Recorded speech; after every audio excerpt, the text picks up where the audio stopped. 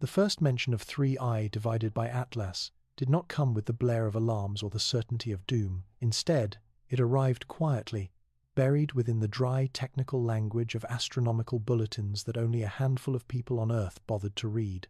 The discovery was logged in late winter by an observatory team scanning the outer edges of the solar system. Their telescopes had caught the faintest glimmer of something unusual, an object reflecting sunlight in a way no ordinary comet or asteroid should. At first, the team thought it was just another icy wanderer from the Kuiper Belt, one of countless fragments drifting in the cold, forgotten spaces beyond Neptune. But then, they began to track its motion. Unlike the circular, predictable orbits of planetary debris, this thing was cutting across the solar system at a speed and angle that defied every natural expectation. It was not bound by the Sunday. Its trajectory declared something chilling. It was not of this system at all. It had come from the dark between the stars. As the nights passed and the calculations became clearer, the astronomers found themselves whispering words they had never spoken aloud. Interstellar object. Not the first humanity had seen. But unlike the others, Oumuamua and Borisov, this one was larger, faster, and stranger. It was catalogued as 3I divided by Atlas, the third confirmed interstellar body. Yet in the conference rooms where the data was reviewed, there was unease that went far beyond the usual academic excitement. The numbers showed a trajectory that skirted close, uncomfortably close to the inner solar system, grazing the Earth's orbital path with a precision that seemed too deliberate. In the beginning, only a few dozen scientists knew. They debated in hushed tones, trying to hold back the storm they knew would follow if the public ever heard the details. They told themselves it was too early to draw conclusions. Objects like these often came and went, passing harmlessly by. But when one researcher plotted the object's course forward by decades, the room fell silent. The pale line of its future path seemed to thread directly through the place where Earth would be, like the crossing of two blades. The chance of impact was still low, but it was not zero. And for an object of such size and speed, even a whisper of possibility was terrifying. Somewhere in the desert, a graduate student stared at the blinking data on her screen, wondering if she should alert her advisor immediately or quietly double-check her work. Thousands of miles away, in a military complex shielded from public eyes, analysts flagged the discovery as a potential planetary defense concern. Within days, whispers reached the offices of powerful officials. Satellites were redirected.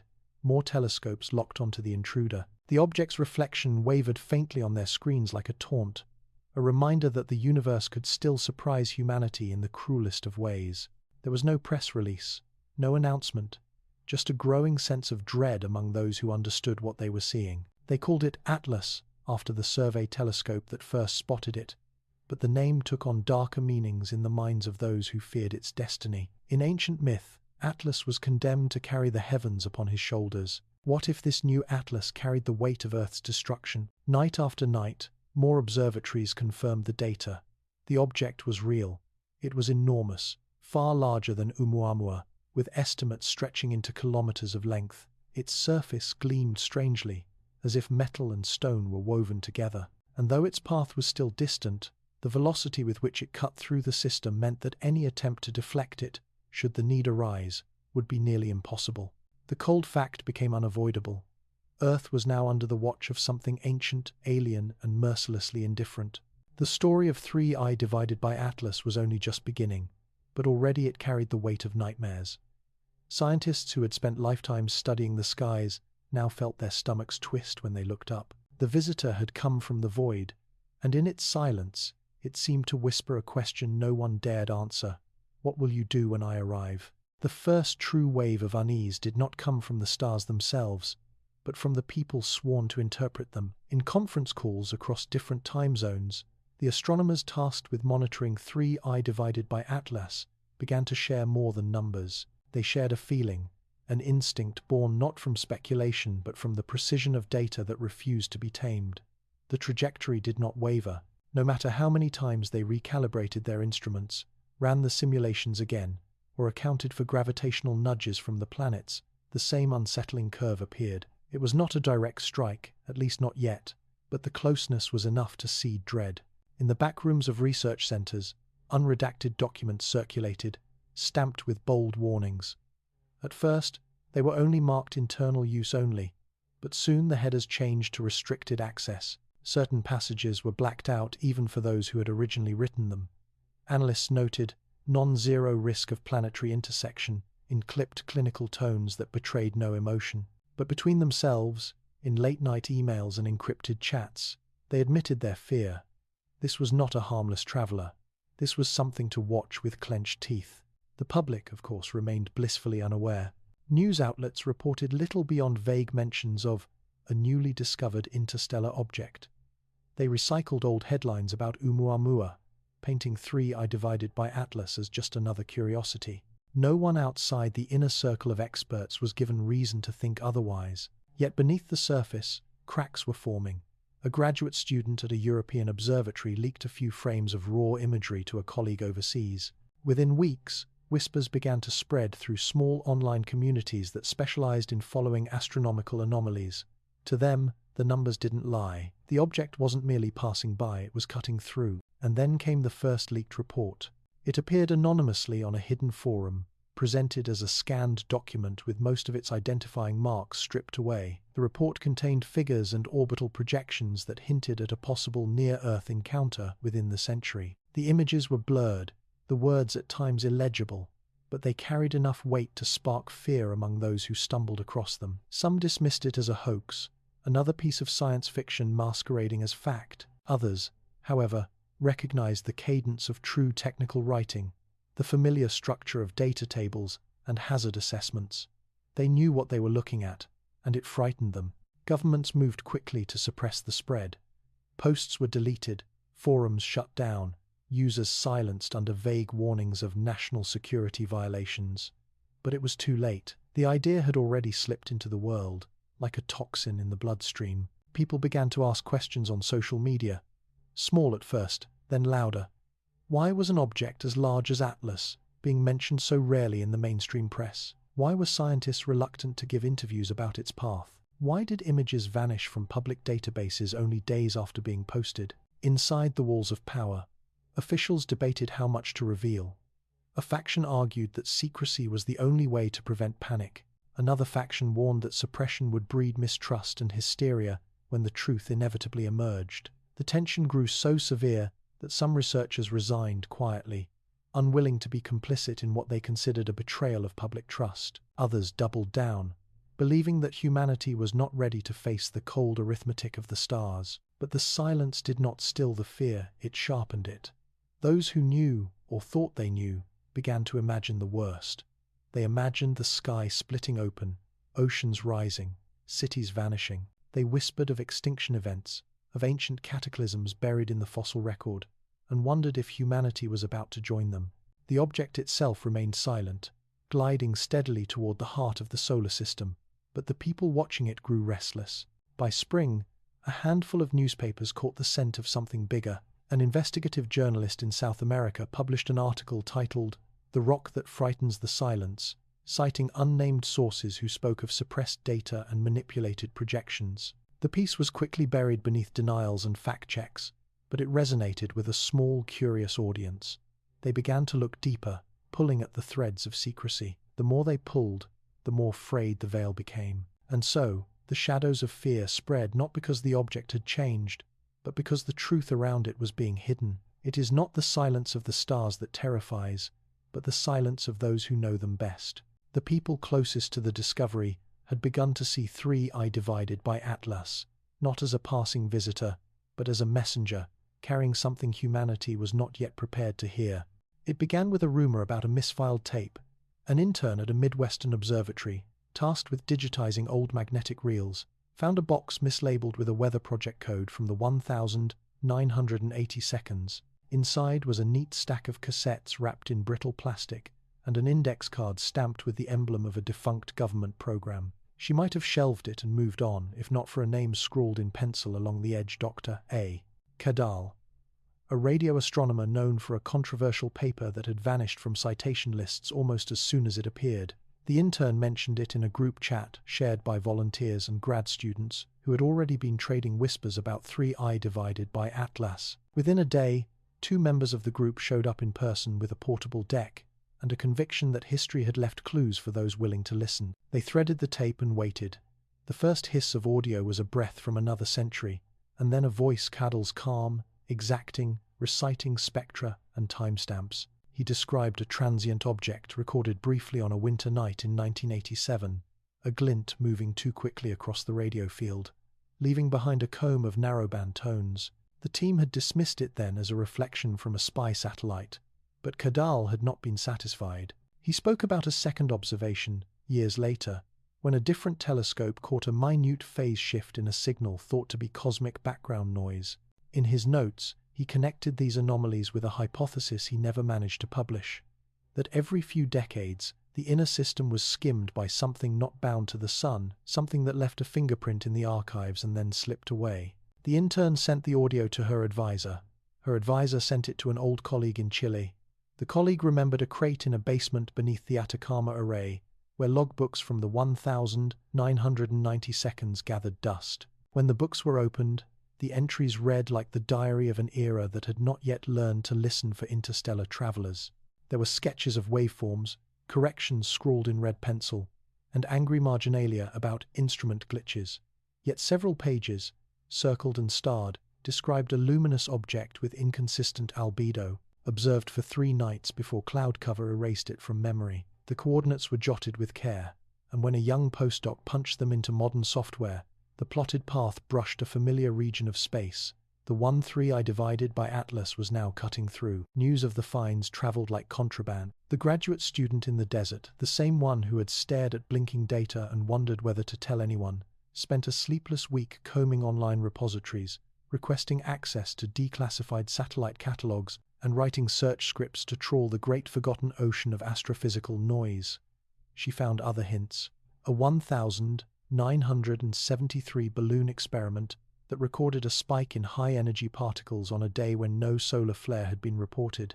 A Soviet-era memo mentioning uncharacteristic reflectivity from an inbound body that failed to appear in subsequent ephemerides.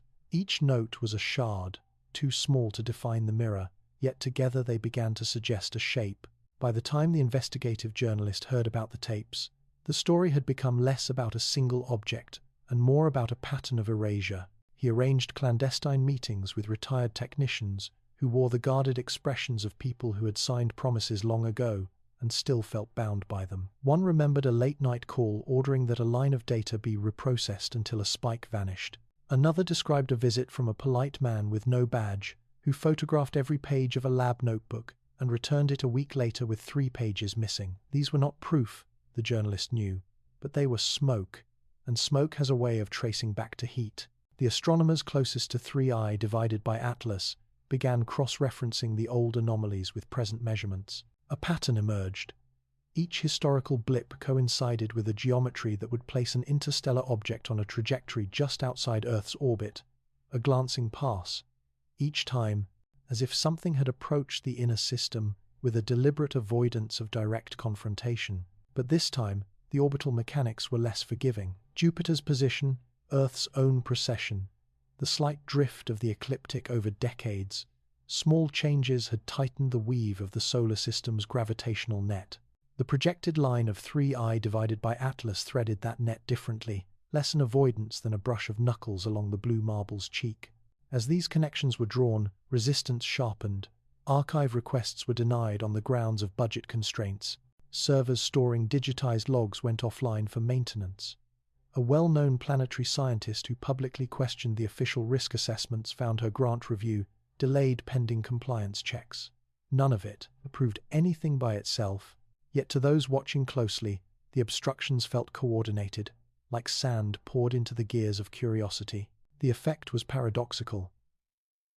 Efforts to hide the past only drenched it in significance. The intern who had found the tapes watched as her discovery slipped out of her hands and into the maw of institutions that had learned long ago how to digest inconvenient facts.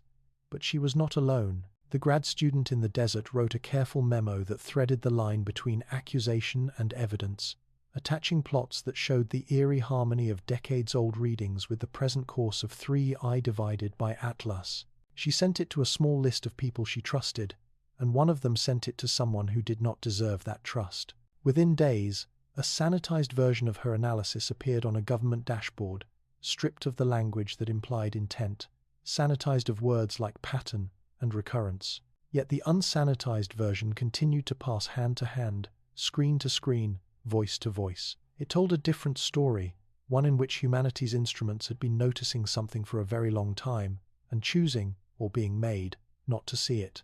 In that story, the present was not an isolated shock but the crest of a wave rolling out of the past, gathering momentum with every near miss and every erased note. If that wave had finally found the shoreline, then the question was no longer whether 3I divided by Atlas would pass, but what it intended to leave behind when it did. The journalist wrote another piece that never saw print, a quiet elegy for the scientists who had kept faith with their measurements when their employers would not keep faith with them. He described a timeline of almost encounters: 1961, 1973, 1987, 1999 moments when the sky briefly brightened in a way instruments remembered even when institutions did not.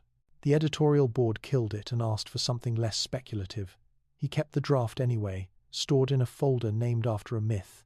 He suspected that, soon enough, speculation would become history told in real time. And so the archives, once considered the graveyard of obsolete questions, became a living map of a threat returning through the decades. Each recovered entry was a pulse from the past, syncing with the present heartbeat of 3I divided by Atlas as it slid inward, implacable and mute. Those who pored over the rescued fragments felt an odd intimacy with the long-gone hands that had written them, as if the dead were passing notes to the living across a table the size of the solar system. We saw it too. We were told to look away. Do not look away now. The debate over 3I divided by Atlas's nature grew heavier as the days passed, and in the silence of locked laboratories, a disturbing consensus began to form. This object was no ordinary remnant of cosmic debris. Its birth, if the term could even be applied, was forged in violence and shadow. To understand what it was, astronomers had to travel backward through time, piecing together the history of its possible origins. Computer models, fed with data from the archives and the newest measurements, traced its inbound path across millions of years. They followed it back into the dark gulf between stars, where dust clouds swirled and ancient stellar corpses drifted. Somewhere, perhaps thousands of light-years away, an explosion had thrown this thing into exile. It could have been a supernova, a sun tearing itself apart and hurling its planetary remnants into the abyss. Or it could have been the collapse of a binary system, two suns locked in a dance until their violence shook loose everything around them. The speeds matched, the trajectory matched, and yet the object itself remained a riddle. Spectroscopic data hinted at a composition far stranger than ice or rock. The signatures suggested alloys, dense composites that should not occur in the natural recipe of planets. Fractured carbon chains wove through the readings, alongside elements found in the hearts of dead stars. The conclusion was unsettling. 3I divided by Atlas had been forged not in the gentle accretion of a solar nursery, but in the catastrophic ruins of destruction. To some, it seemed less like an asteroid and more like shrapnel from the cosmos. And yet, there was something more disturbing still. Its geometry gleaned from faint reflections and occultation data appeared to be elongated, almost blade-like, a shard instead of a sphere. Nature, given enough time, wears objects down to rounded, softened forms. For this body to remain sharp-edged across eons suggested either a recent birth or a structure maintained against the grinding chaos of space. Theories split. Was it the fractured fragment of a once larger world, flung outward during a cosmic disaster? Or was it something not entirely natural, something built, cast into space for reasons unknown? The scientists argued in sterile rooms, but beneath their words lay unease. For if 3I divided by Atlas was natural, its violence came from the stars themselves, a reminder that creation and annihilation were inseparable. But if it was artificial, if someone or something had shaped it, then humanity was staring at a relic not of this world, and perhaps not of this age. Theories multiplied. Some claimed it was a fragment of a destroyed Dyson sphere, evidence that civilizations could rise to unimaginable heights and then be undone. Others whispered of ancient wars, interstellar conflicts that left their wreckage adrift in the gulfs between suns. Still others clung to the hope that it was merely a wayward rock, no more mysterious than a comet, and that their instruments were only deceiving them. But the deeper they looked, the harder it was to cling to that comfort. 3 I divided by Atlas's albedo shifted strangely, as though its surface was not uniform but patterned, layered with reflective plates. Its spin, erratic and yet curiously stable, hinted at mass distribution no ordinary fragment should carry. It was as if the object was both scarred and precise, wounded yet purposeful. Late at night, when the laboratories grew silent, some researchers confessed their fears to each other. Not in formal reports, but in hushed conversations and half-typed messages deleted before sending, they said the object felt like it was carrying something with it. Memories of the fire that had birthed it, perhaps, or secrets from a place where suns had died. They wondered whether the Earth was about to learn a story written not for it, but for something far older. And as the data poured in, the question of origins became inseparable from the question of destiny. If 3i divided by Atlas was born in darkness, hurled outward by disaster, then perhaps disaster was all it carried with it. And if its path now brought it near Earth, maybe it was not just chance or gravity drawing it closer, but the echo of whatever had destroyed its first home, following it across the ages, seeking to finish its work. By the time whispers of Atlas's abnormal geometry had reached the ears of amateur skywatchers, entire governments were already running silent calculations, sealed behind walls of secrecy and silence.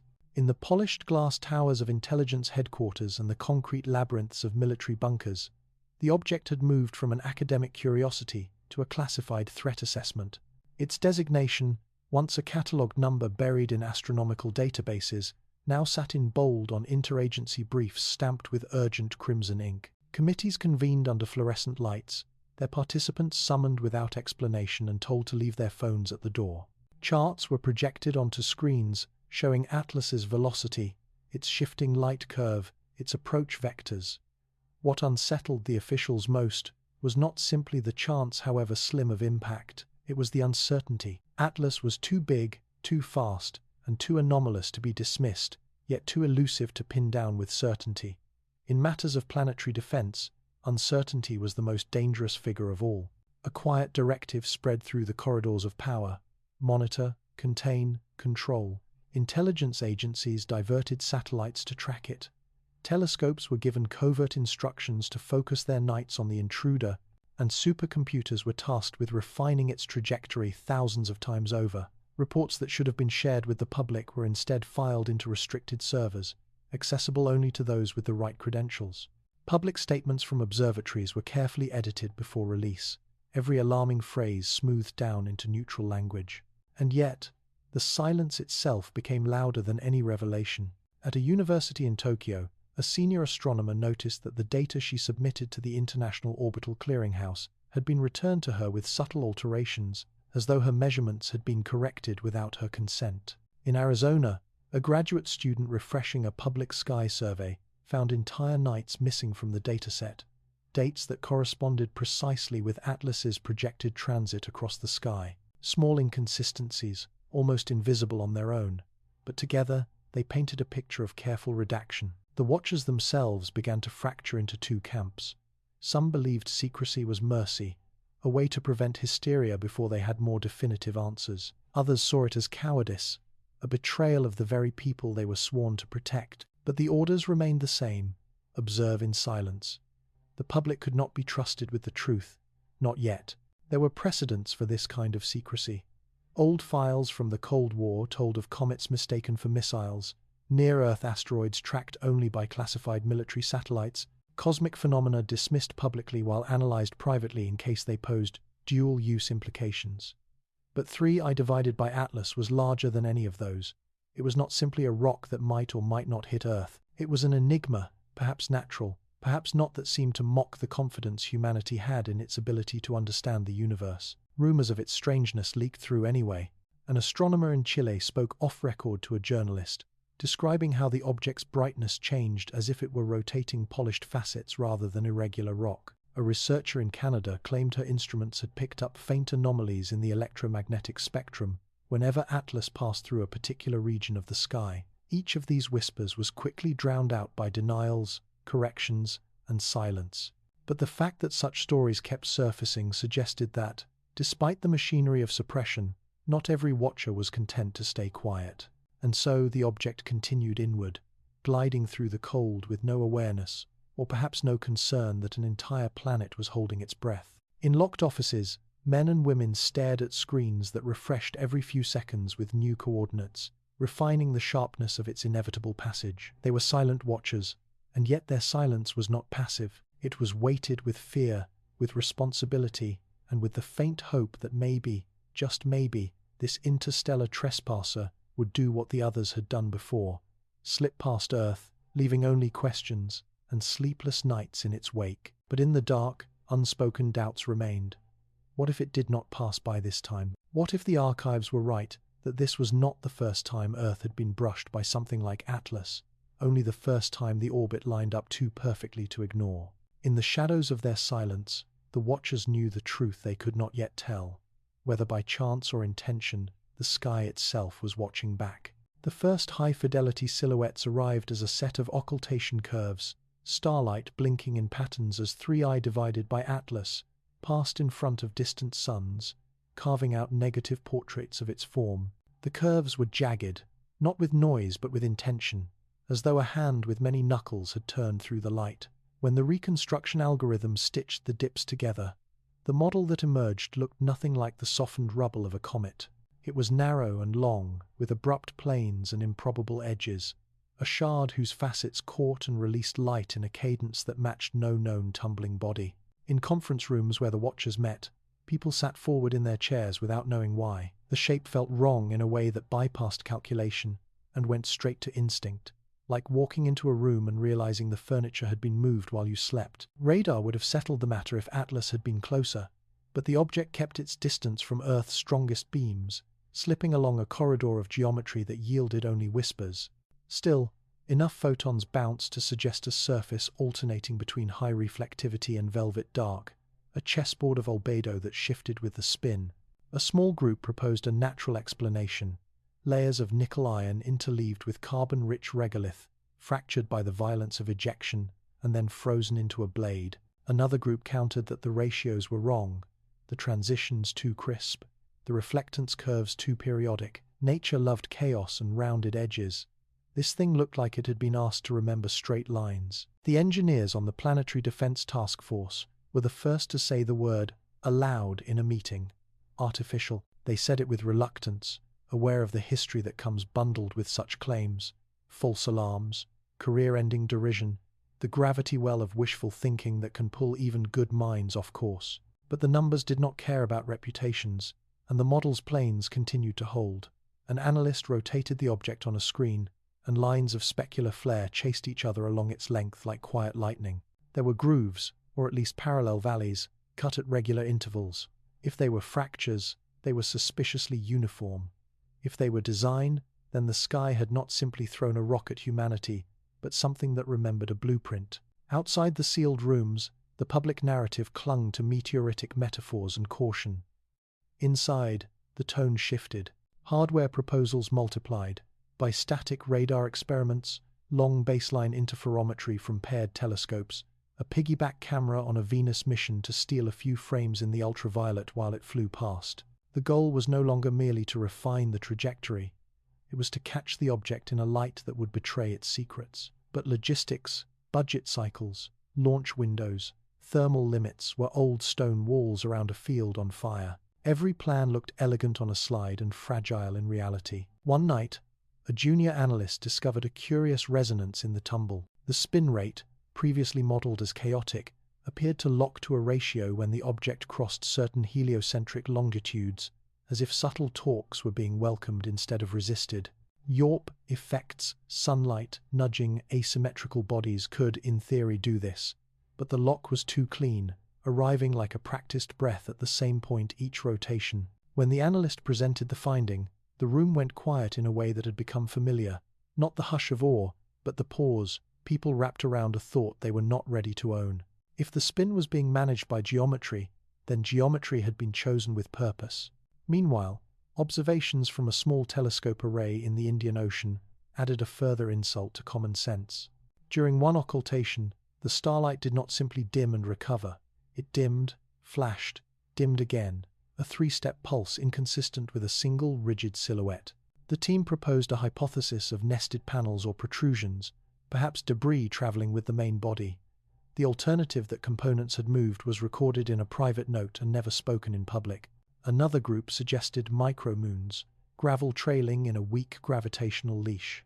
The fits worked on paper, the unease did not. Rumors slipped out despite the walls. A grainy render appeared on an obscure forum, claiming to derive from leaked models.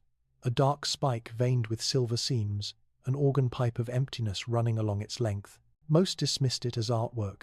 A few recognized the shadow of the real fits hiding in the fanciful gloss. The image found its way into protest posters outside a science ministry, where students chanted that truth should not be classified like a weapon. Across the street, a man held a sign that read, "We have a right to see our sky." Inside the building, a bureaucrat watched from a window and wondered when the moment would arrive that secrecy created more panic than disclosure. The shape also invaded dreams. Astronomers who had never cared for symbolism began to describe feeling watched by a thing that had no eyes. A paleontologist on the advisory board doodled the silhouette beside sketches of impact spherals and tried very hard not to make the groove spacing match the periodicities in mass extinctions. A psychologist brought in to consult on message discipline suggested avoiding metaphors entirely. Metaphors were how fear learned to speak faster than charts could, but even he looked at the polygonal model and thought of knives. What if the planes were radiators? What if the grooves were waveguides? What if the length-to-width ratio optimized for something other than flight, perhaps signal strength, or resonance with magnetic fields? Each hypothesis tugged the object closer to the category that changed the world the instant it was named. The veteran astronomers, allergic to premature conclusions, reminded everyone that extraordinary claims had to survive the ordinary grind of new data. The data kept arriving, and the grind did not smooth the edges. In a late meeting, an old radio hand who had spent a career listening for whispers no one else could hear asked to address the room. He spoke slowly, a man counting his own credibility while he spent it. He said the shape looked less like a vehicle and more like a relic, a piece of something that had endured forces meant to erase it. He pointed to the regularities as the stubborn bones of a structure whose flesh had been flensed by light years of dust and time. If it was artificial, it might not be active. If it was natural, it was a freak shaped by a physics they did not yet understand. Either way, it carried a story in its angles. The question was whether Earth would hear that story as it passed or from beneath it. And so the model rotated on screens around the world, its facets scattering the light of distant suns into rooms where people had stopped breathing evenly. The shape that shouldn't exist continued to exist, slicing forward through mathematics and denial alike. Those who watched it felt the old protections of probability and precedent thinning. They had been trained to expect pebbles and ice. They were looking, perhaps, at a blade. The first real dread began not with an image, not with a rumor, but with numbers. Cold equations, their lines drawn in silence, began to suggest a future no one wanted to admit aloud. Orbital mechanics does not scream, it whispers, tracing graceful curves through charts and diagrams that hide their menace behind precision. And yet in those curves, humanity's most gifted mathematicians saw the outlines of disaster. When Atlas's path was first modeled, the early probabilities of impact were vanishingly small. But probabilities are not constants. They are threads woven from measurements, each one tugging the fabric slightly tighter or looser. As new data trickled in, those threads shifted, the error bars shrank, the cone of uncertainty narrowed, and the pale blue dot of Earth began to hover closer to the center of possibility. At first, analysts reassured themselves. Low probability, they repeated like a prayer. But one model, run by a European agency, projected a 0.05% chance of impact within the next 80 years. A fraction of a percent, yes, but with an object kilometers wide, even that fraction loomed larger than anyone could bear. The probability curves resembled a storm forecast, a spiral of trajectories. Most bypassed Earth harmlessly, but one thin, stubborn line cut directly through it. The meetings grew tense. One advisor compared the situation to Russian roulette. Even if the chamber held only one bullet in 100, you did not pull the trigger with the barrel to your head. Others argued that the danger was being exaggerated, that margins of error would eventually erase the worst outcomes. Yet the worst-case scenarios refused to vanish. Each new simulation seemed to rediscover them, stubborn as shadows. In an underground lab in Switzerland, a supercomputer mapped millions of trajectories, each one a possible thread through the gravitational web of the solar system. The results were displayed on a colossal screen, dots cascading in waves of color: green for safe passes, yellow for dangerously close, red for collision. At first the reds were scattered, faint anomalies drowned in a sea of green. But as more data streamed in, the reds began to cluster. A small cluster, yes, but clusters meant pattern, and patterns meant something more than chance. The mathematicians called it convergence. The layman in the room called it doom. Risk assessments were drawn up, classified, and locked away. They described not only the raw chances of collision but the consequences: energy releases measured in gigatons, shockwaves encircling the globe, skies filled with incandescent fire. In one haunting simulation, a red dot representing Earth simply blinked out when struck, its orbit erased from the model as though it had never existed. And still, the official statements to the public spoke of curiosity, of interstellar science, of the rare privilege of observing a visitor from beyond the stars. The mathematics of doom remained hidden, a secret language spoken only by those who stared into the abyss of numbers until their eyes burned. The silence did not ease their burden. One young analyst, exhausted after weeks of calculating impact cones, confided to a friend that the numbers had begun to haunt his dreams. He saw Earth as a target, concentric circles drawn around it, with Atlas a dart thrown from unimaginable distance, spinning closer, closer. No matter how many times he woke, he could still feel the faint tremor of its approach in his bones. But the worst fear was not that the numbers might prove true. It was that they already were, that the mathematics of doom was not a possibility, but a prophecy, unfolding with the inevitability of gravity itself. And gravity, as every watcher knew, was patient. The models began as sterile simulations, strings of numbers transformed into color-coded graphs and flickering animations. But the more they were refined, the more they resembled visions of a future too dark to ignore. Scientists tasked with modeling the potential consequences of an impact did not want to admit it, but the very act of running those simulations felt like conjuring nightmares into existence. On a wall-sized screen in a secured laboratory, Earth rotated in digital silence while the projected trajectory of Thalerthati, Maksumon ala Atlas, descended upon it. The moment of collision was marked by a sudden bloom of fire, a sphere of heat so intense that rock itself vaporized, expanding outward in a shockwave that wrapped the planet in less than half an hour. The program estimated the energy release in gigatons, a number so large it felt meaningless, until someone whispered the comparison. It was as if every nuclear weapon on Earth had been detonated at once, and then multiplied thousands of times over. The best-case scenario was not comforting. If Atlas struck the oceans, it would displace volumes of water unimaginable to the human mind. Simulations showed walls of water taller than skyscrapers rising from the impact site, racing outward at jetliner speed, swallowing coasts within hours. Every port city, every island, every low-lying country would vanish beneath roaring black tides. Salt water would push inland for hundreds of kilometers, carrying with it the remnants of forests, farmlands, and lives. Entire nations would be erased before most of their people had time to grasp what was happening. If it landed on land, the devastation was different, but no less final. The initial blast radius stretched across continents, incinerating everything in its path. Forests became infernos, cities became craters. The shockwave would travel through the crust, triggering earthquakes along every fault line. Dormant volcanoes might erupt from the force, adding layers of ash to the already darkening skies. But the most horrifying vision lay not in the first minutes, but in the aftermath. Dust and pulverized rock would rise into the atmosphere in a choking veil, blocking the sun's light for years. Crops would wither, temperatures would plummet, and the seas would cool into slow, lifeless deserts. This was no Hollywood spectacle, no dramatic fireball in the sky followed by heroic survival. It was winter-long, unrelenting, and merciless. The scientists gave this outcome a name they avoided in public, but whispered in private: Impact Winter. They knew its history. 66 million years ago, an object smaller than Atlas had ended the age of the dinosaurs. It had darkened the skies, poisoned the oceans, and left only fragments of a once great world behind. Humanity's ancestors had survived by chance, burrowing in shadows, waiting for the sky to clear. But that impactor had been less than half the size of Atlas. When the paleontologists joined the working groups, they brought with them grim reminders. Fossil records showing sudden extinctions, soot layers buried in stone, microscopic glass spherules formed in heat that once melted continents. They pointed to them like gravestones.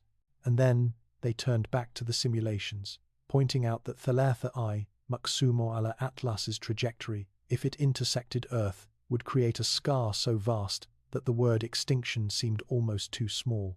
Even the grazing strike scenario, where Atlas clipped Earth rather than slamming directly into it, was catastrophic. A grazing strike would shear away colossal amounts of atmosphere, strip oceans into steam, and destabilize the planet's orbit just enough to shift climates in ways no civilization could withstand. Survival would not mean triumph. It would mean centuries of collapse, disease, starvation, and silence. In a locked conference hall in Geneva, an international committee watched these simulations projected one after another, each more horrifying than the last.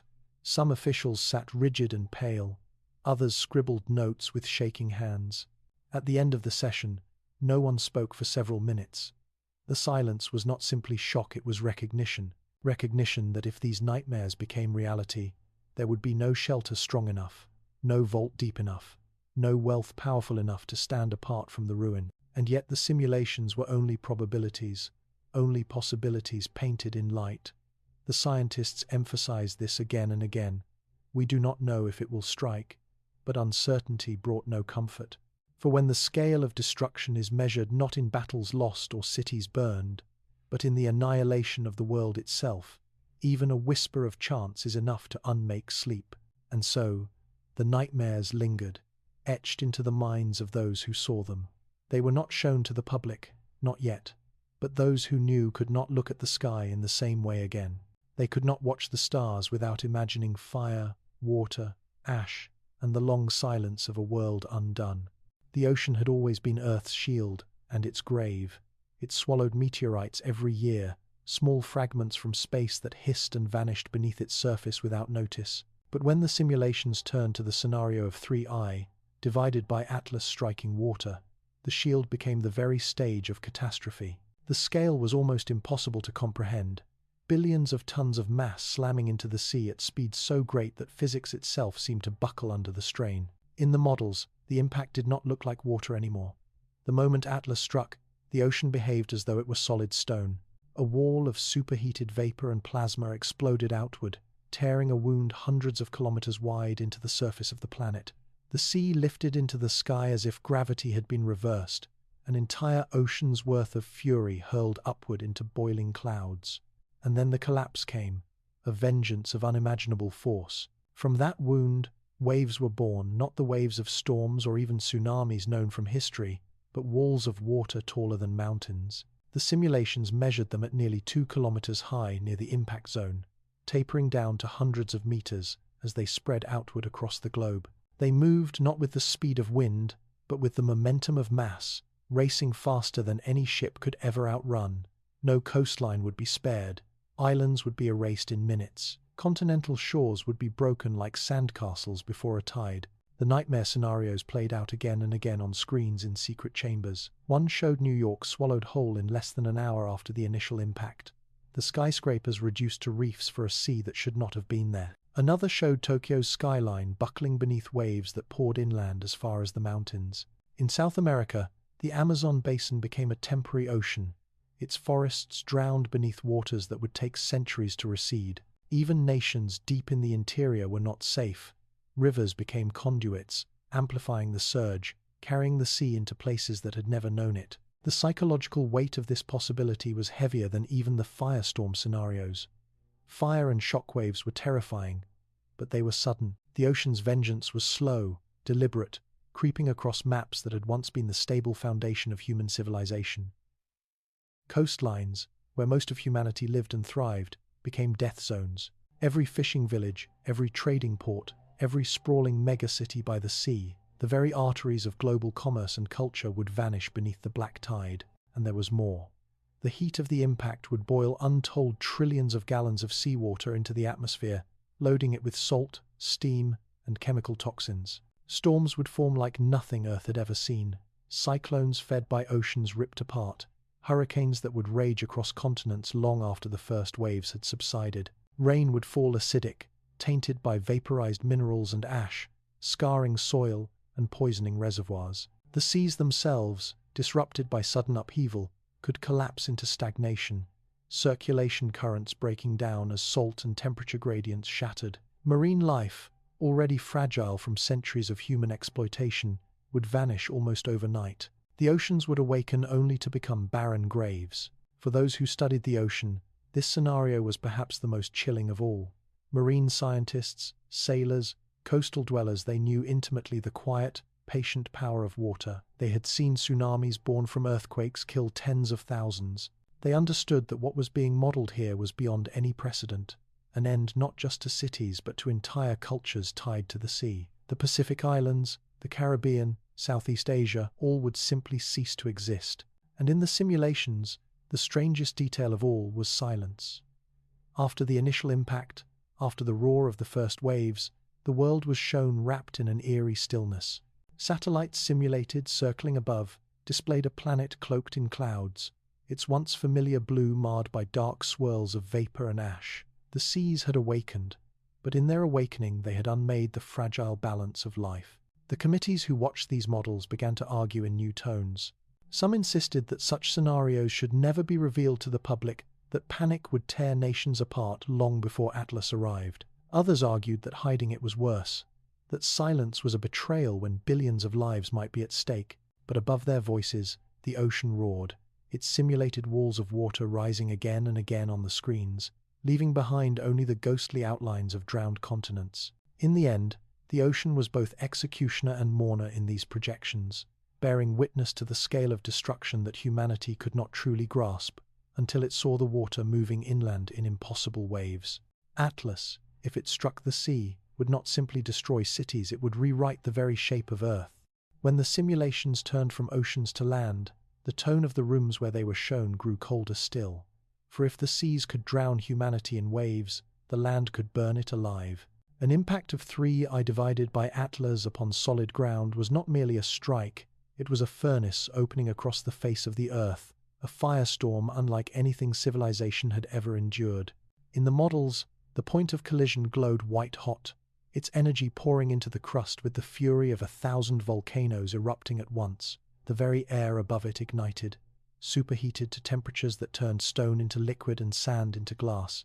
Skies that had once carried clouds and birds became plasma. The shockwave blasted outward faster than sound could follow, flattening everything in its path, forests, mountains, and cities alike. What haunted the urban planners and disaster modelers most was not the first instant of destruction, but the fire that followed. The simulations showed shockwaves igniting vegetation and structures hundreds of kilometers from the blast. Skyscrapers fell, not from the tremor, but from the inferno licking upward as oxygen-rich winds rushed inward to feed the expanding flame. In every direction, firestorms erupted, roaring walls of heat so fierce they sucked the breath from lungs and boiled rivers into steam. Maps of the world's great cities were used in the models.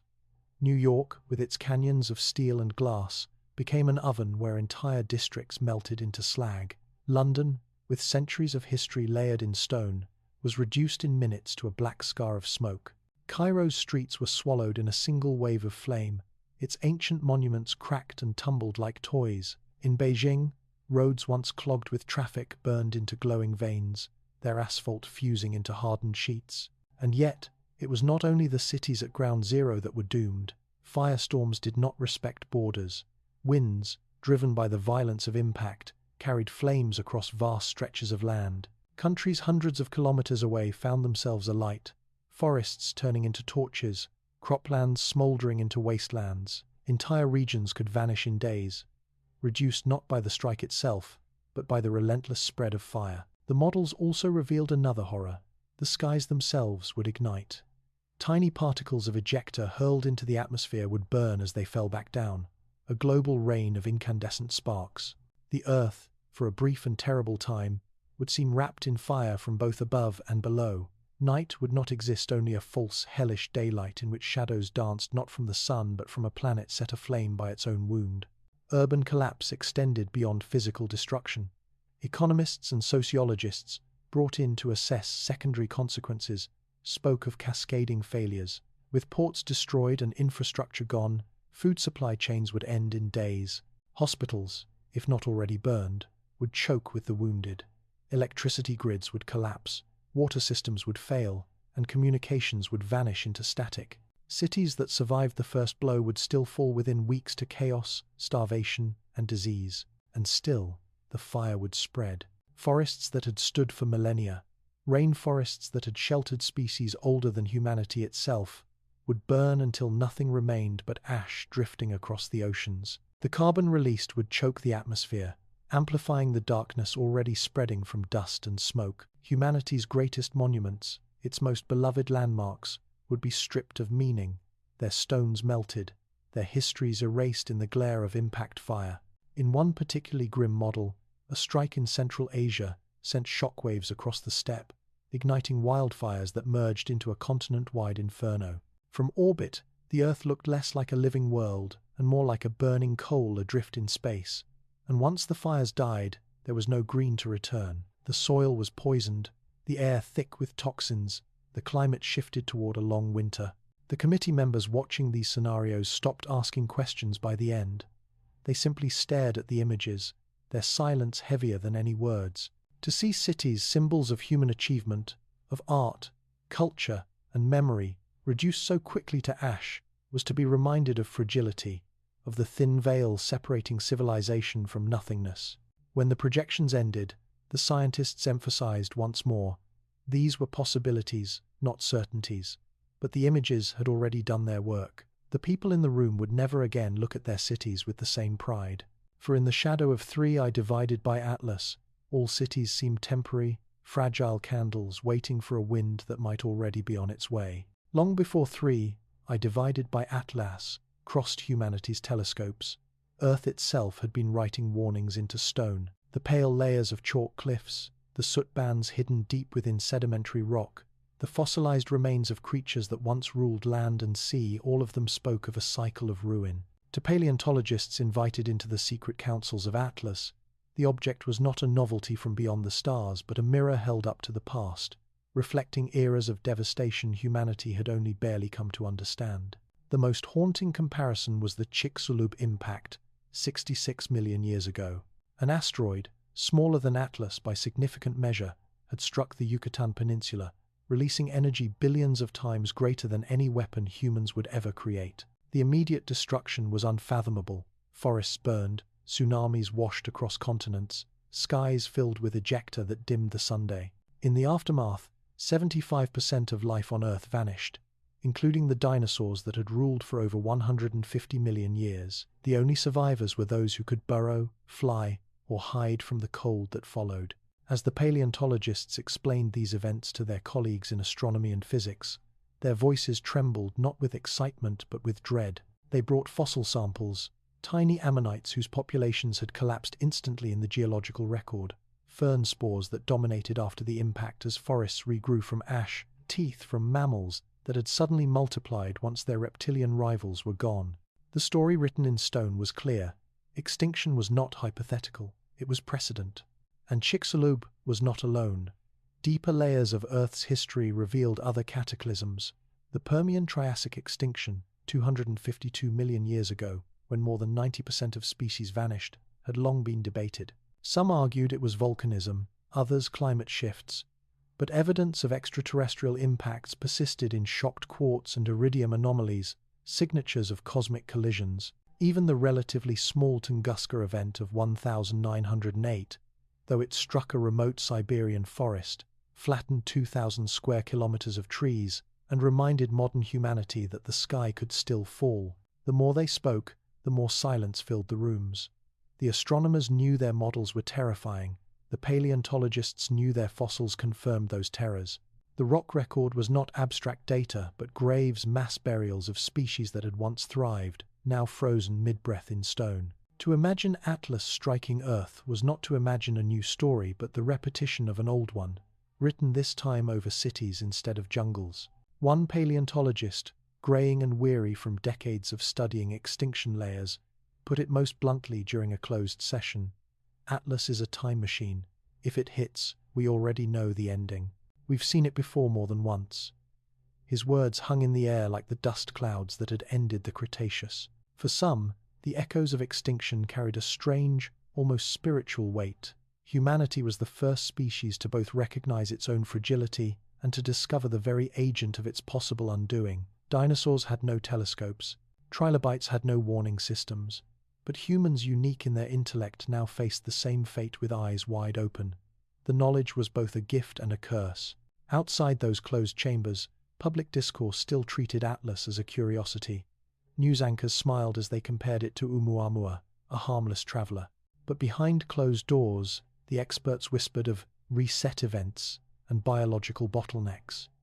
They warned that evolution itself would be rewritten if the object struck, that humanity's place at the top of the food chain was not guaranteed but provisional, hanging by the thinnest of threads. And so, fossils became prophecies. Each stone, each imprint of a vanished species, was a warning note passed forward through millions of years. We were here. We thrived. And then the sky fell. The echoes of extinction did not fade with time. They grew louder now, amplified by the silhouette of a shard of interstellar stone cutting toward Earth. For those who listened, the message was undeniable. 3I divided by Atlas was not just an object in space. It was the next chapter in a story Earth had told before, written in ash, bone, and silence. The fractures did not begin in the sky. They began on the ground, in the hearts of those burdened with knowledge. Within governments, research institutes, and defense agencies, a divide deepened as the truth about 3I divided by Atlas spread quietly through corridors of authority. The object itself was indifferent, gliding silently through the void. But among those who studied it, silence became an act of violence. At the center of the conflict lay one impossible question. Should humanity be told the truth? Leaked memos began to surface, stripped of names but dense with the language of crisis. Some argued for total secrecy, convinced that disclosure would ignite chaos before the object even approached. Mass panic will destabilize economies, one line read, and erode trust in institutions precisely when unity is most required. Others countered that concealment was a greater betrayal, one that would leave billions unprepared and strip them of the chance to act. We cannot treat the world as children, a dissenting voice scrawled in the margins. If the sky holds death, it belongs to everyone. The divide sharpened with every new probability update. As simulations edged closer toward worst-case trajectories, the advocates for secrecy tightened their grip. They cited the fragility of markets, the volatility of public opinion, the likelihood of mass migration from coastal cities once word of tsunamis spread. A single leak could topple governments, they warned. They had studies, charts, and scenarios where nations dissolved not under fire but under the weight of fear. But the other side had their own evidence. Behavioral psychologists presented grim analyses showing that secrecy breeds hysteria far faster than honesty. Sociologists pointed to past disasters, pandemics, wars, economic collapses, where misinformation had multiplied death. They argued that when people feel betrayed by silence, trust collapses so completely that survival itself becomes impossible. To them, disclosure was not only moral, but practical. A society denied the truth, one memo concluded, is a society already broken. The conflict did not stay confined to offices. It leaked into whispered arguments at conferences, tense silences in laboratories, and heated debates in policy meetings where voices cracked under the pressure of decision. Scientists who had once spoken only in numbers began to argue with passion, demanding the right to publish data freely. Politicians who had once championed transparency found themselves signing orders for suppression. Friendships fractured, careers ended in quiet resignations. The human divide widened, not because of disagreement over Atlas itself, but because of what humanity should do in the face of it. One particularly damning memo, leaked from a North American Defense Council, revealed that a contingency plan had already been drafted for information containment. It included instructions for monitoring scientists' communications, redacting research papers, and manipulating public databases. The discovery of this document enraged those in the disclosure camp, who saw it as proof that the battle was already lost, that truth had been sacrificed before it had a chance to breathe. Meanwhile, in the hidden corners of the internet, fragments of these debates began to surface. encrypted forums buzzed with claims of suppression, citing mysteriously deleted star maps and missing survey nights. Amateur astronomers accused official agencies of tampering with public records. Some of them began their own tracking efforts, pooling telescopic data from backyard observatories, trying desperately to reconstruct the trajectory themselves.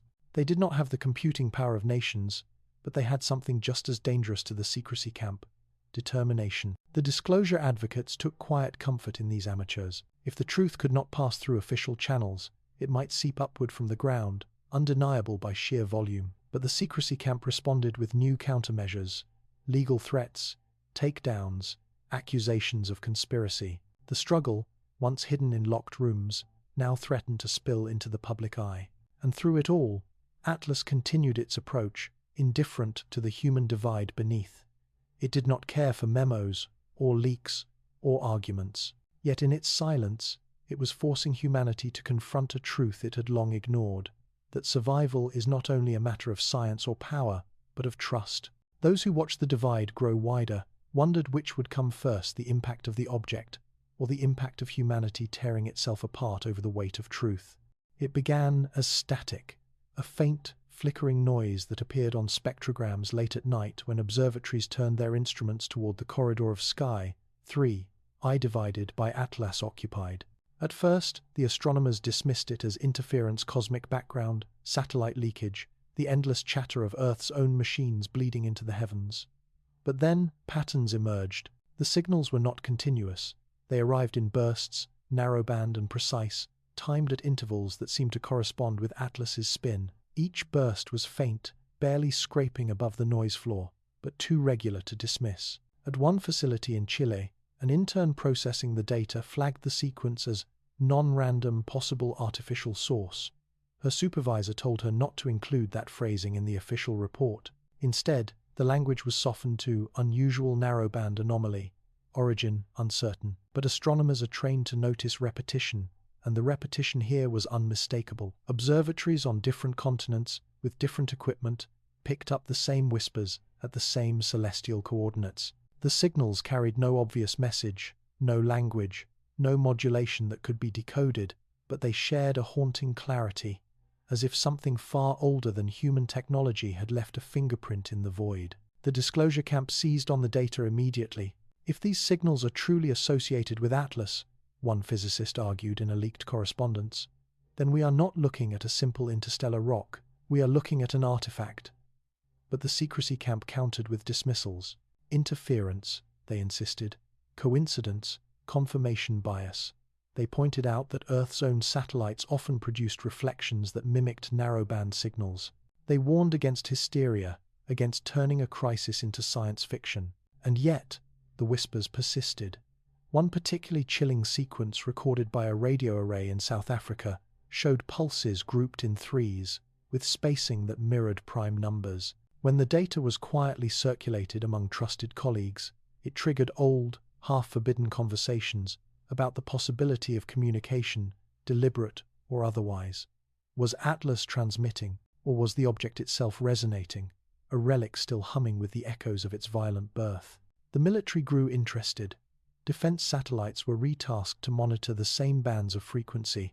Within weeks, reports surfaced that several classified instruments had detected anomalies even stronger than those seen from Earth. Rumors spread of a clandestine briefing where intelligence officials described the signals as consistent with directed energy phenomena. If true, then Atlas was not merely reflecting light, it was radiating. The human divide widened further. Disclosure advocates whispered to journalists that humanity had perhaps just heard its first interstellar transmission, while secrecy officials tightened their grip, labeling the data as cosmic noise, exaggerated by speculation. The public remained largely unaware, but in online forums dedicated to amateur radio astronomy, fragments of the truth leaked out. Enthusiasts with modest equipment began reporting unusual bursts themselves, unable to prove a connection to Atlas, but convinced they had heard the same whispers. The strangest development came when a graduate student at a European institute cross-referenced the radio anomalies with archival data. To her shock, she discovered similar bursts in recordings from the late 1980 seconds, the same era when Dr. Kadal had reported unexplained anomalies in old magnetic tapes. The signals were weaker then, blurred by less sensitive instruments, but the pattern was unmistakable. The whispers had been present long before Atlas crossed humanity's view. This revelation raised a chilling question. Had Atlas been transmitting for decades, centuries even, unnoticed until now? And if so, who or what was meant to hear? Among the scientists who pored over the data in hushed meetings, one theory began to circulate, spoken in tones of dread. Perhaps Atlas was not broadcasting outward at all. Perhaps the signals were not messages, but beacons designed not for us, but for something else to find. In the quiet hum of the radio bands, the whispers continued, steady and patient, as if indifferent to the fear they inspired.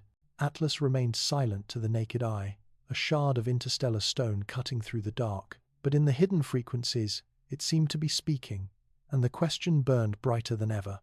Was it speaking to us, or calling something far worse toward us? The whispers changed everything. Once the radio anomalies became impossible to deny, the question shifted from what is Atlas to what should we do about it. The military agencies, who had been silent watchers until then, stepped forward into the conversation with grim proposals. If Atlas posed even the faintest risk of collision or worse, if it was not a natural body at all, then waiting was no longer an option. Humanity had to act. In shadowed conference rooms beneath concrete ceilings, generals and defense ministers outlined what they called planetary defense initiatives. The language was clinical, but beneath it pulsed desperation. The most obvious proposal was to intercept the object, to launch a fleet of rockets armed with nuclear payloads. If Atlas was a rock, it could be shattered or deflected. If it was something more, perhaps its destruction was still possible by brute force. Physicists, dragged reluctantly into these meetings, were quick to point out the flaws.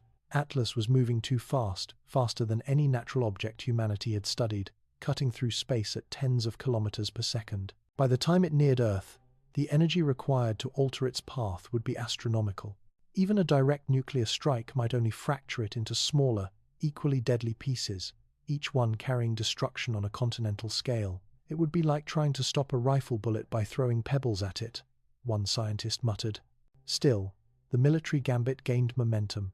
Draft proposals spoke of covert launches, warheads disguised as research satellites, kinetic impactors designed to slam into Atlas and nudge it just enough to miss Earth. There were even whispers of classified technology, exotic energy weapons, directed beams that had long existed only in speculative budgets. If there was ever a time to test them, some argued, it was now. Others suggested a different gambit. Approach, not attack. Send a probe, or even a crewed mission, to rendezvous with Atlas and study it up close. If it was artificial, then perhaps it could be understood, or even negotiated with. But the logistics were staggering.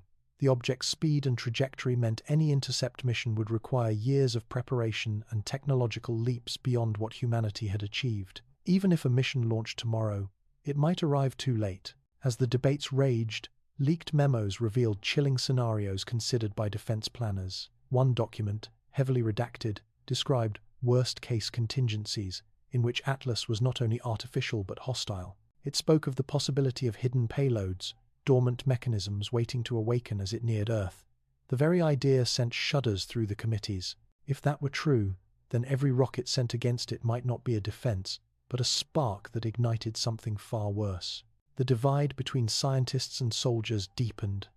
The scientists argued for patience, for data, for understanding. The soldiers demanded readiness, action, and contingency. If we wait until we are certain, one general declared, slamming a fist against the table, then we will already be dead. 2. And yet, beneath all the arguments, there lingered the same inescapable truth. Humanity had never faced a threat like this. The military was trained to fight enemies with faces, borders, weapons. Atlas had none of these. It was a silent, indifferent mass, or perhaps something more, but either way, it was not something that could be reasoned with, deterred, or negotiated into submission. Still, the gambit moved forward. Funding was diverted, rockets quietly prepared, silos tested under the guise of routine drills. The public was told nothing, but in the deserts and launch pads of the world, engineers worked under armed guard, assembling payloads meant to intercept the interstellar visitor.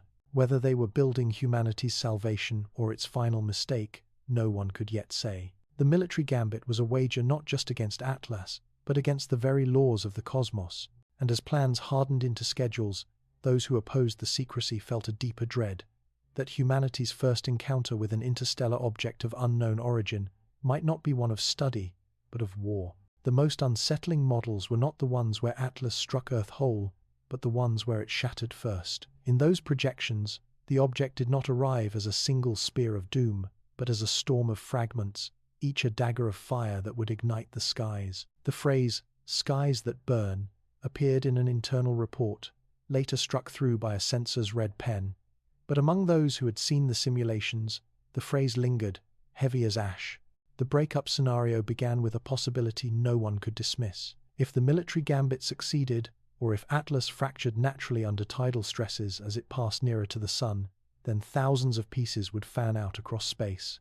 Many would miss Earth, but many was not enough. Even one fragment the size of a city could erase a continent. 100 smaller pieces could set the world on fire. The atmospheric models told the story with cruel precision. As fragments entered Earth's upper layers, friction would transform them into incandescent bolides, streaking across the sky faster than any human eye could follow. For a few seconds, the world would seem lit by 1,000 suns, each tearing trails of plasma across the heavens. Then the impacts would come, not one, but dozens, hundreds, each one slamming into ground or sea with the force of a nuclear blast. Entire regions would become firestorms. Forests would ignite simultaneously, not by flame leaping from tree to tree, but by the sheer heat radiating from the sky itself. Cities would combust even without direct impact, their rooftops catching fire as molten fragments rained down like a storm of meteors. Concrete would spall, steel would warp, glass would boil into liquid. The sound, according to the models, would be beyond anything human ears had ever endured. A global thunder that did not fade but roared continuously as fragment after fragment tore the air apart. And then came the fallout. Even if humanity somehow endured the first onslaught, the atmosphere would not. Dust, ash, and vaporized rock would surge into the stratosphere. Spreading around the globe in a veil that blotted out the Sunday day would become twilight. Twilight would become night. The burning skies would give way to a world smothered in darkness. The climatologists called it impact winter, borrowing the term from the extinction of the dinosaurs. In their models, global temperatures plummeted within months, crops failed on every continent, and rainfall patterns collapsed into drought and flood in equal measure. The oceans cooled, circulation currents broke down, and ecosystems teetered into collapse. Humanity, if it survived at all, would do so huddled in scattered enclaves, rationing dwindling supplies as the skies remained black for years. Some models pushed further, imagining the long-term chemistry of the altered atmosphere. With the skies thick with soot and nitric oxides, acid rain would scour the land, seeping into rivers and poisoning soil. Ozone layers would thin, exposing survivors to unfiltered radiation once the skies finally cleared. The burning would not end with the firestorm. It would linger in the very air, turning Earth into a slow, suffocating furnace of decay. The imagery of these models was so visceral that some of the analysts refused to run them a second time. One report described the Earth as seen from orbit during a fragment strike, a glowing marble wrapped in belts of fire, continents shimmering as if their outlines were brands pressed against flesh. Another showed the planet days later, cloaked in a shroud of grey so thick that oceans and land were indistinguishable. For those who saw these projections, the conclusion was unavoidable. Whether Atlas arrived whole or in pieces, the skies would burn. Perhaps the shattering was even worse. At least a single impact would be mercifully swift, decisive. A rain of fragments promised agony. Fire from above stretched out across hours, days, weeks. Among the secrecy camp, these scenarios became their strongest argument for silence. If the public sees these, one memo read, there will be riots before the first fragment falls. But for the disclosure advocates, the opposite was true. If we do not prepare for this possibility, they argued, then survival itself becomes impossible. And so the skies burned again and again inside the machines, each simulation another reminder that the heavens above, once seen as a source of wonder, could just as easily become an executioner's torch. Outside, ordinary people looked up at the stars unaware, while behind closed doors, those who knew could not bring themselves to meet the night sky without imagining it tearing open, alight with death. The simulations of fire and waves were horrifying enough, but for many, the most haunting scenarios came not from the first impact, but from the slow ruin that followed. When the dust and ash from 3I divided by Atlas filled the sky, the sun itself would dim, days would shorten into grey twilight, summers would feel like winters, and the fragile web of life that sustained humanity would begin to unravel. Agronomists, invited reluctantly into the councils of planetary defense, brought their own models. They were not about shockwaves or firestorms, but about fields, harvests, and the quiet ticking of the global food system. With the skies darkened, photosynthesis would falter. Crops that had been dependable for centuries, wheat, rice, maize, would wither in the ground. Even in regions spared direct destruction, the soil would yield only weak, stunted stalks. Within a single season, yields could collapse by 70%. Within 2, they might fail altogether. The implications spread outward like cracks in ice. Global trade, the lifeline that moved grain from fertile regions to hungry ones, would break under the strain. Ports, already crippled by impact or tsunami, would stand silent. Shipping lanes would choke with debris, or with naval vessels hoarding what little remained. Nations that depended on imports would starve first. Those with stockpiles would cling to them with violence. The agricultural collapse was not merely a matter of empty plates, it was the kindling of wars. Livestock offered no reprieve. Cattle, pigs, and poultry required feed that no longer grew. Herds would die, not in fire but in silence, collapsing one by one in barren fields. Fisheries would not save humanity either. With oceans poisoned by ash and circulation currents broken, marine ecosystems would collapse, plankton disappearing first, followed by everything that depended on them. Fish stocks would vanish into the long silence of extinction. The climatologists warned of temperatures dropping by 10, 15 degrees across entire continents. Impact winter, they called it, a phrase that carried the weight of the dinosaur's end. Frosts would come in June, snow would fall in September, and tropical regions would cool into lifeless deserts of dust. In some models, rivers froze, reservoirs cracked with ice, and even equatorial jungles shed their leaves under skies too dim to sustain them. Sociologists added their grim projections. Hunger is not passive, it moves people. When crops failed and livestock died, billions would be forced to migrate, abandoning dead lands in search of food. Borders would dissolve under the pressure of mass exodus. Cities that survived the initial catastrophe would face siege by waves of desperate refugees. Governments, overwhelmed, would collapse. Armies would turn their weapons inward, fighting their own starving populations. The collapse would not take decades, it would come in months. The most chilling reports were those that quantified survival. Under certain impact scenarios, the global carrying capacity of Earth, the number of people it could sustain, would fall to less than 1 billion. That meant 7 out of every 8 humans would perish, not from fire or waves, but from hunger, thirst, and disease born of desperation. The paleontologists who had spoken earlier of extinction reminded their colleagues that species need not be obliterated in an instant to vanish. They can fade, dwindling generation by generation, until only a few scattered remnants remain. Humanity, they warned, could follow the same path. In secure chambers, the debate grew more frantic. Some argued for preparing underground hydroponic facilities, vast bunkers where artificial light could keep crops alive. Others demanded the acceleration of seed vaults, gene banks, and synthetic food programs. But even the most optimistic scenarios admitted that such measures would only sustain the wealthy or the well-prepared. Billions would be left outside, in the cold, under skies that refused to give them light. And beyond hunger loomed disease. Malnutrition weakens, and in the collapse of sanitation and medical systems, plagues rise. Epidemiologists painted their own dark visions.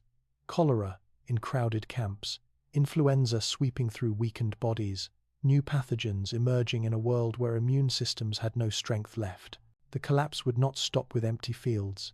It would march through every village and city until even survival became a form of torment. The agricultural collapse was, in its way, more terrifying than the impact itself. Fire was quick, waves were sudden, but hunger was patient. It gnawed at societies slowly, hollowing them out, leaving people to watch their children fade before their eyes. Those who had seen the models admitted, in whispers, that they would rather die in the first flash of impact than in the long famine that followed. And so the scientists and officials faced not only the mathematics of doom, but the arithmetic of survival. How many could be fed? How many saved? And perhaps the darkest question of all, who would be chosen to live, and who would be left behind when the skies refused to shine? Even before the first fragment of 3I divided by Atlas touched the atmosphere, the greatest threat was already spreading. Fear, not the natural fear of storms or fire, but a deeper one, existential dread that gnawed at the foundation of societies. If hunger was a slow killer, fear was immediate. It could topple governments, unravel communities, and drive people to violence long before the skies darkened. The psychologists brought into the councils of secrecy did not speak of orbital mechanics or agriculture. They spoke of crowds. They spoke of the thin fabric of order that held billions together, of the fragile trust that made strangers share streets and markets without turning on one another. Fear itself, one report began, is an impact event. It does not wait for the rock to fall. Simulations were run not only on trajectories and climates, but on people. Sociologists modeled urban centers under scenarios of partial disclosure, rumors spreading, fragments of truth leaking into the public sphere. In these models, financial markets collapsed in days, stripped bare by panic withdrawals. Supply chains snapped as truck drivers refused to enter cities. Police forces fractured, some officers deserting to protect their families, others seizing control of their precincts like warlords. Panic spread faster than any firestorm. The psychologists emphasized an old truth. Humans do not face extinction rationally.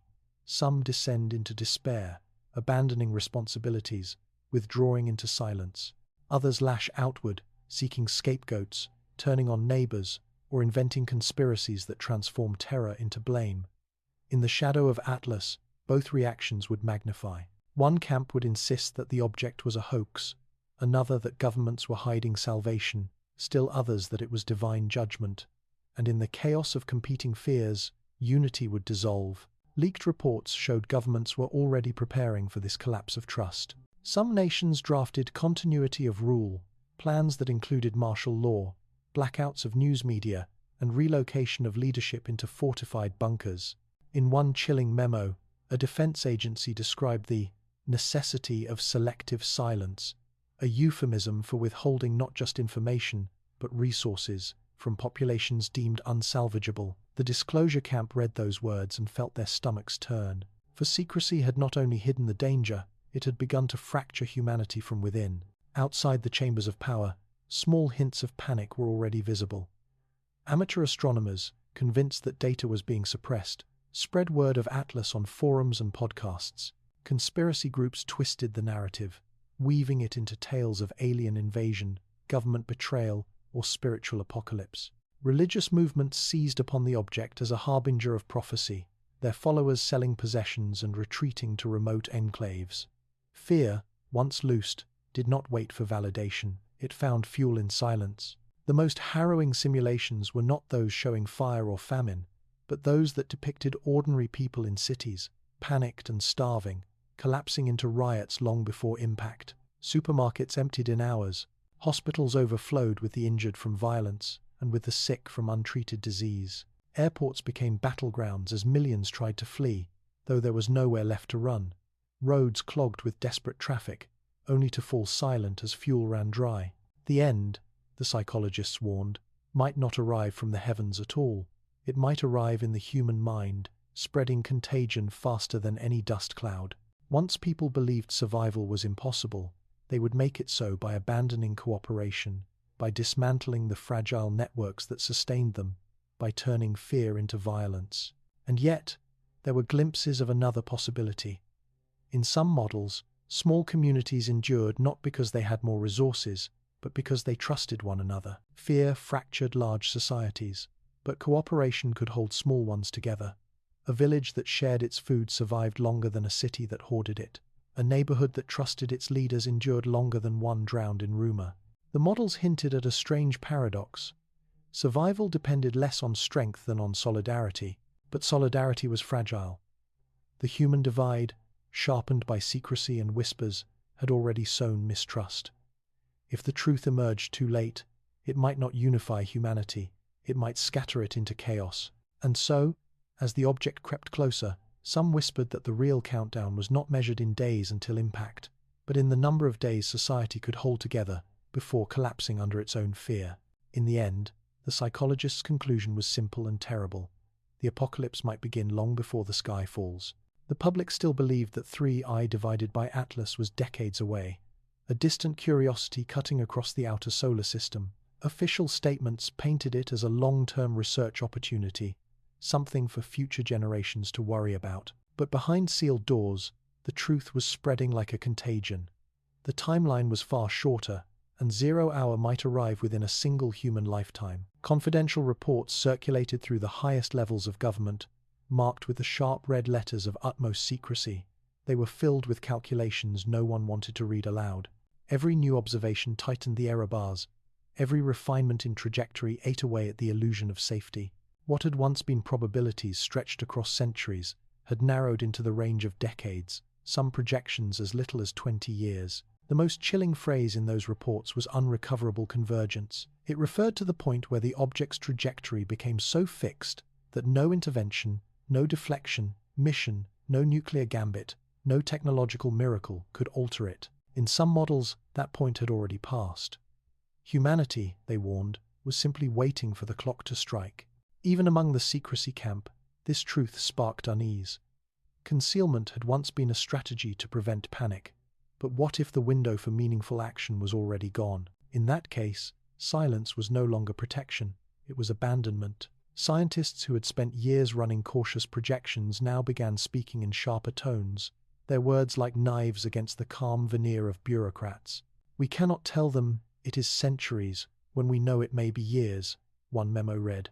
That is not management of fear, that is lying. The timeline debates spilled into late-night meetings where sleep-deprived analysts argued with generals. Some pointed to gravitational slingshots, hopeful that Atlas might still be pulled into harmless paths by Jupiter or Saturn. But the most precise models showed the opposite. Each planetary interaction was steering it closer, not further, tightening its weave toward the inner system. It was as though the solar system itself was conspiring to deliver the shard into Earth's path. One confidential report, later leaked, described the situation in terms so stark it was almost poetic. The sky is not sending us a messenger, it is sending us an appointment. The report placed the most likely period of impact between the years 2050 and 2070, with earlier possibilities not excluded. For a handful of policymakers, this was within their own lifetime. For their children, it was almost certain. And still, the public narrative remained calm. News anchors smiled at telescope images, assuring audiences that the object posed no immediate danger. Educational websites described it as a scientific treasure. Schools taught children that they were lucky to live in an era where humanity could observe visitors from interstellar space. Only a few obscure blogs and conspiracy boards whispered of darker possibilities, their writers dismissed as alarmists. The hidden timeline did not stay hidden forever. Whispers spread in academia, where junior researchers noticed that their own calculations did not align with public statements. Amateur astronomers began to suspect data manipulation, especially when survey nights went missing from archives. Slowly, the idea took root in underground communities. The truth was being withheld, and the window for survival was closing far sooner than anyone dared admit. Inside the councils of secrecy, the debate shifted again. If the world learned suddenly that the countdown was measured in decades instead of centuries, panic could ignite overnight. Yet, if the truth remained hidden, humanity would never prepare at all. Some officials clung to silence, arguing that 20 years was still too long to expect sustained focus from the public. Others pushed back, insisting that preparation required generational effort, that building survival systems, bunkers, or deflection technologies demanded time measured not in years but in decades. Without disclosure now, there would be no chance later.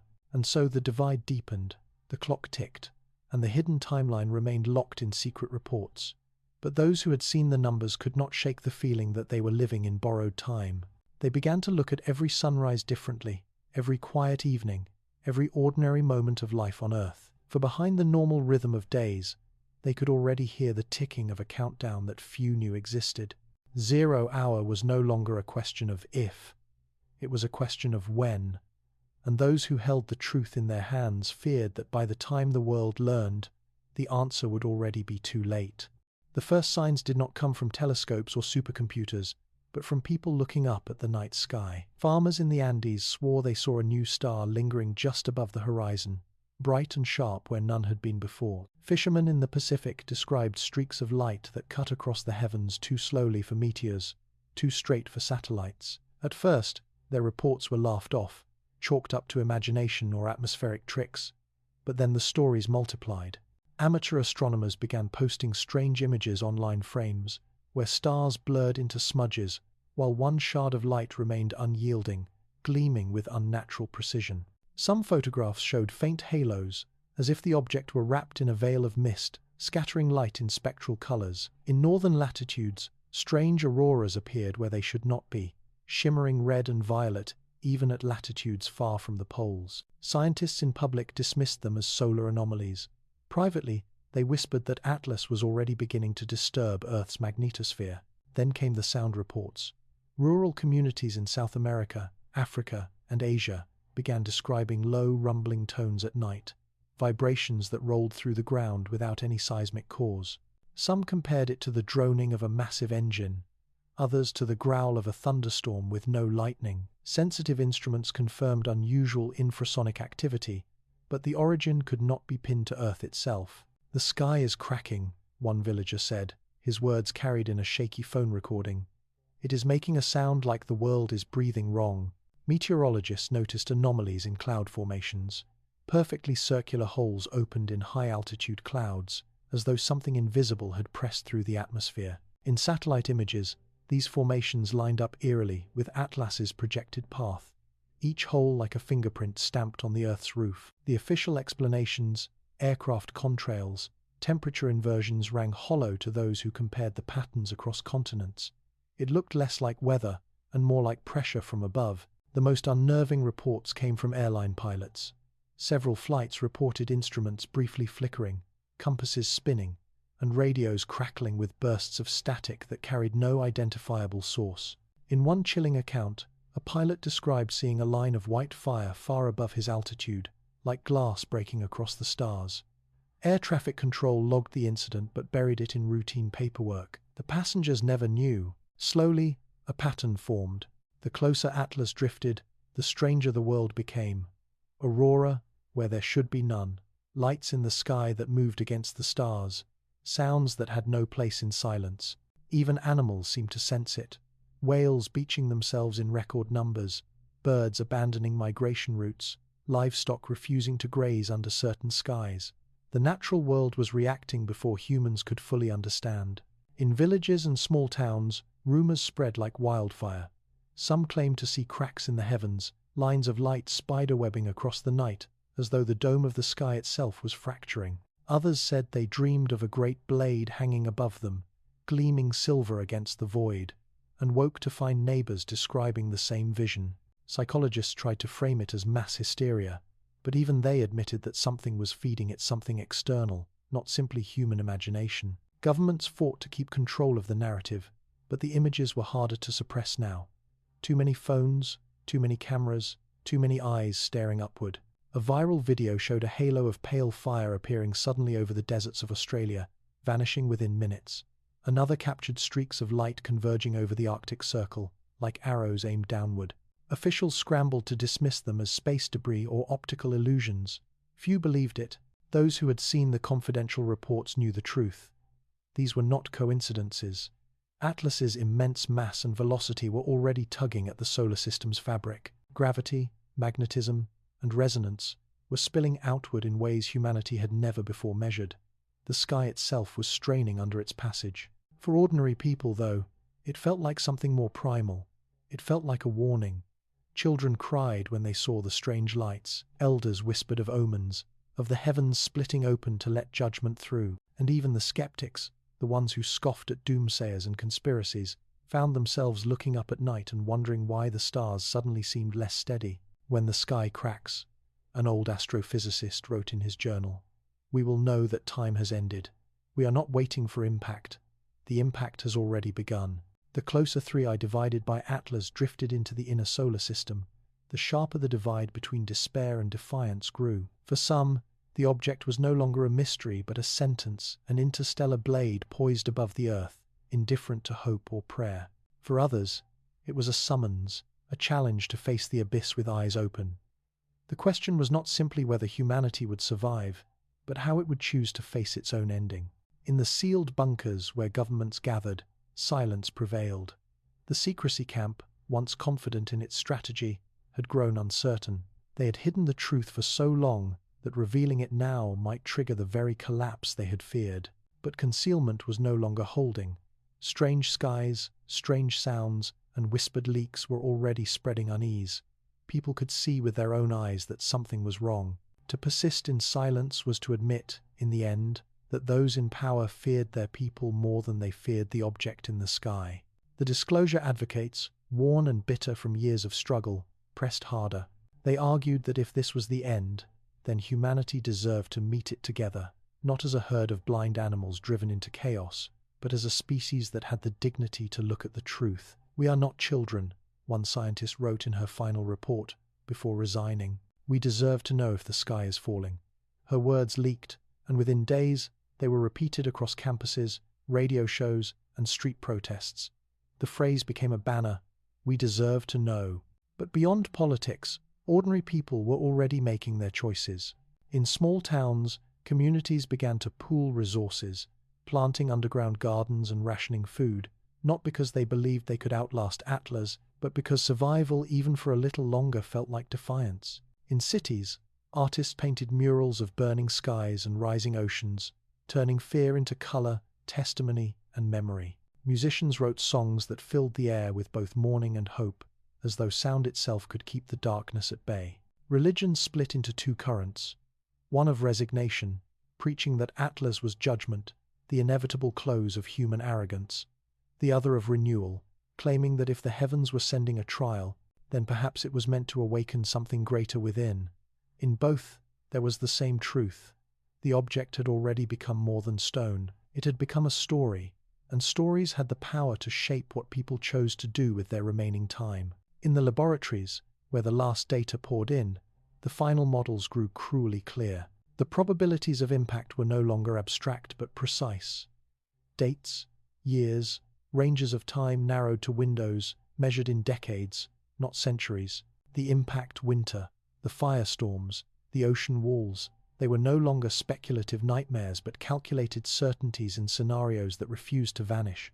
And yet, amid the despair, some whispered of possibilities not yet exhausted: deflection missions, solar sails, experimental energy beams. If humanity could build rockets to Mars, could it not also build something to stand against Atlas?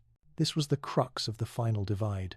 Some believed survival was impossible, that to resist was folly.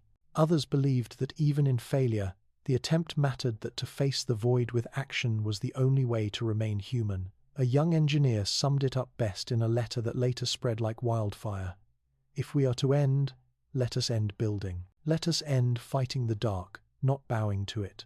The world began to fracture along those lines. Some surrendered to silence, waiting for the inevitable. Others awakened into feverish determination, as though the object had stripped away the illusions of time and forced humanity to live at last, as though every day mattered. And through it all, Atlas approached. It gleamed faintly in the night, no longer just a visitor but a presence, a reminder that Earth was not the center of the universe but only a fragile stone itself, vulnerable to the larger storms of creation. The object remained silent, indifferent, but its silence spoke louder than any signal. It asked a single, unanswerable question: what will you do with the time left? In the end, the choice was not between fire and survival, but between silence and awakening. To surrender to fear was to let the impact happen before the sky ever cracked. To awaken was to face it together, whether in triumph or in ruin. Humanity could not control Atlas, but it could control how it met it, whether in fragments of panic or in unity, carrying forward the last echo of what it meant to be alive on this fragile, beautiful world. And so the story of 3I divided by Atlas, whether it ended in silence or awakening, became not just a tale of destruction, but a mirror. For in the shadow of the blade, humanity discovered what it had always ignored: that the true measure of survival is not only in living, but in how one chooses to face the end.